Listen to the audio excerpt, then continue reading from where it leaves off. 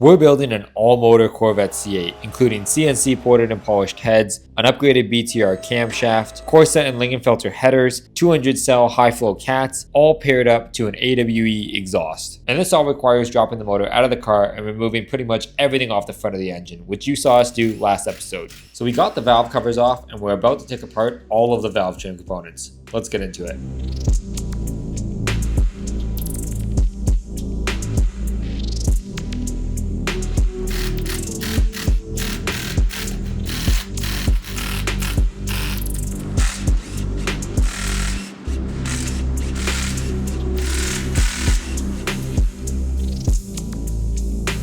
So with a stock rocker arm, the trunnions are limited, as you can see, from stock. And the aftermarket ones are going to have a full circle. Yeah. So with the high lift cams, you won't break either the pedestal or the rocker arm from it being thrown too far. Yeah. Essentially. So the stock ones limit that.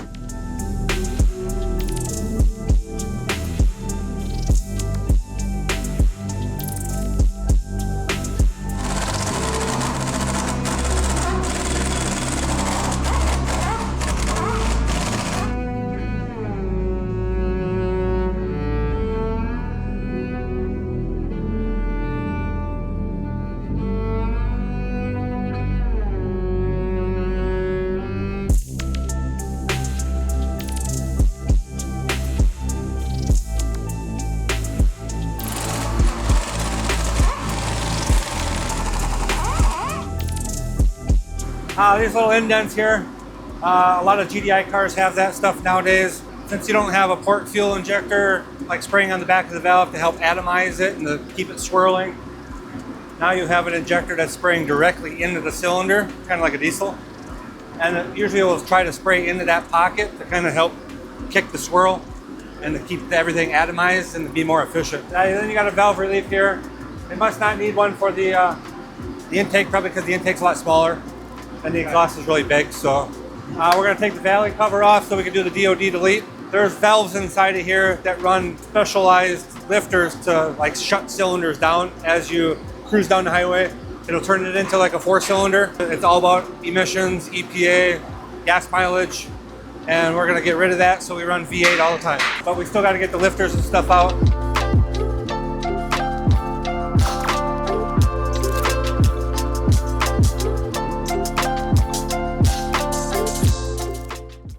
These are the DODs, and these are your regular lifters, these two. Yeah, they look totally different, huh? But we're taking out the DOD lifters completely. Yep, we're going to put, pretty sure they're LS7 lifters. That's kind of the go-to for everybody when they do cam swaps in these. So they'll all look like these then.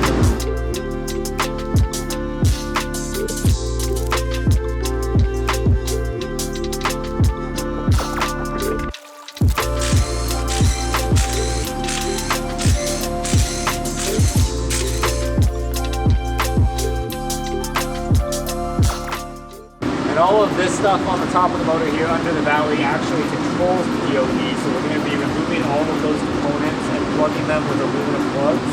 We're going to be going away from the V4 and into the full V8 full time.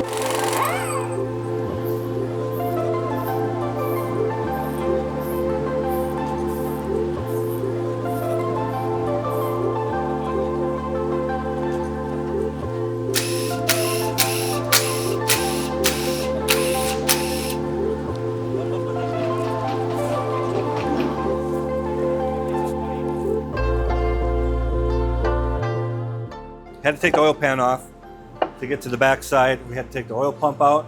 We got all the chains off of it, got the phaser out, and now we're just about ready to pull the cam plate and we'll slide the cam out.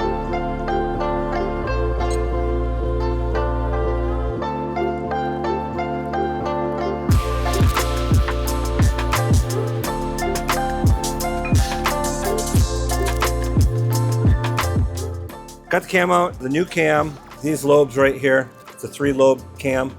That's for your high pressure pump.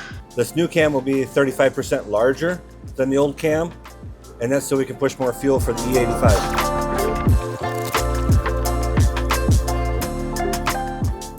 We're gonna put the pre-lube on there so that this, since the engine isn't got oil pressure yet. This will help lube everything up before, during the initial startup.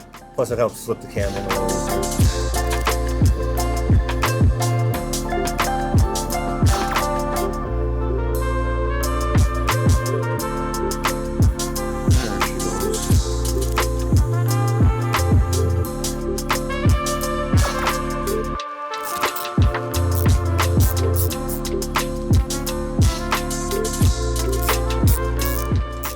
This is your cam phaser actuator. So there's an electronic button on the front of the cover that pushes on here, and this allows oil to enter inside of the phaser to either advance or retard the cam.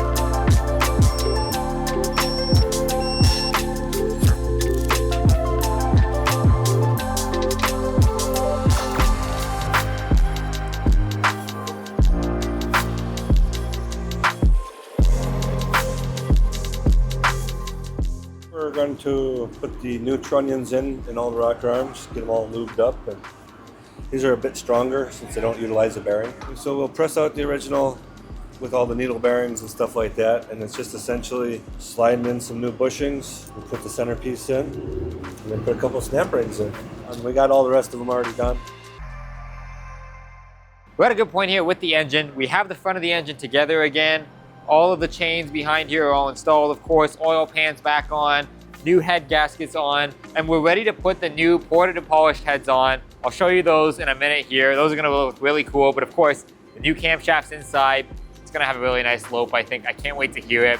Once we get the engine fully together, heads on and back in the car, we'll do a little bit of drivability with it. You know, a couple hours driving it around, make sure it's stopping and starting correctly.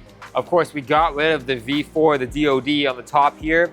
That's gone. No more switching back into 4-cylinder mode with this engine. It'll be V8 all the time.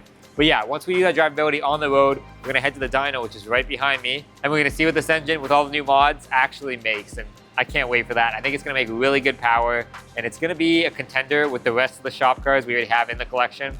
But we'll do a couple videos on that, of course, too. So let's get working here.